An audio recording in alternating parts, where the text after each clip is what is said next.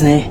お誕生日、ご誕生日、お返事、ご返事、お勉強、ご勉強。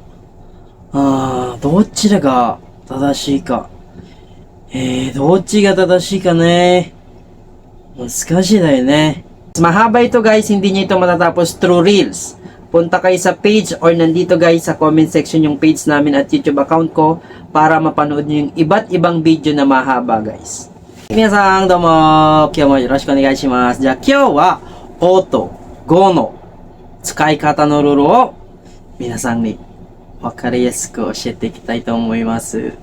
じゃあ皆さん正しく使えるようになりましょう。Meron tong 8 usage pero hahatiin ko to sa 4. So this one would be the part 1 guys. Again, paki-follow and pakilike yung page para masubaybayan nyo po ito.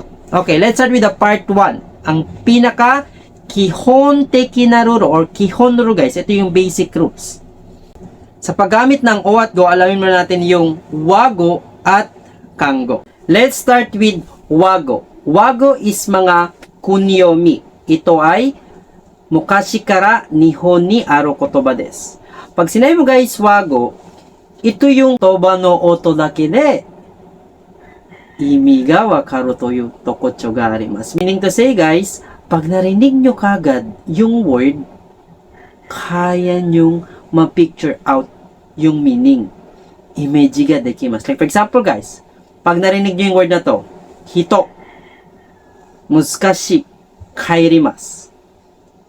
So, pag sabi mong hito, tao ito.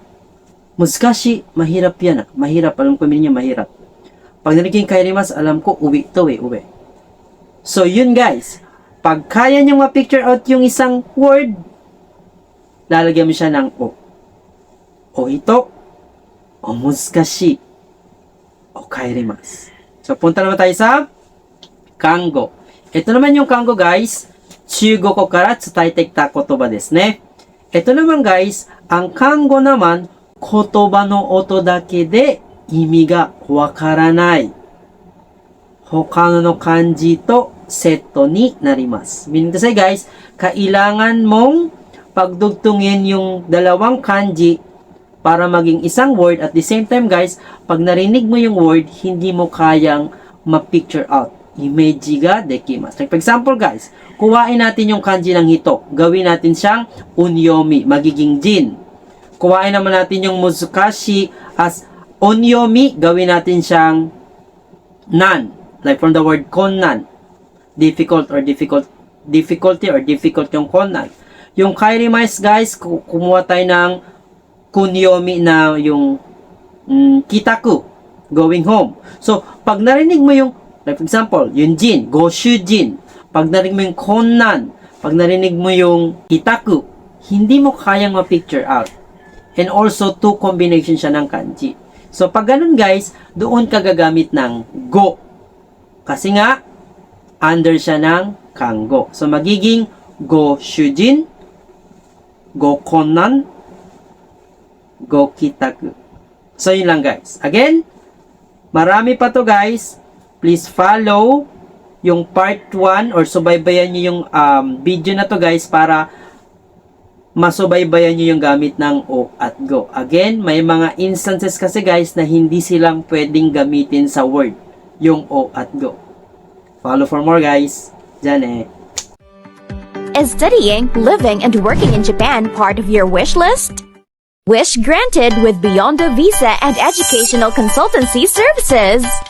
We are a student visa consultancy firm that assists young professionals on how to study in Japan through our work and study program.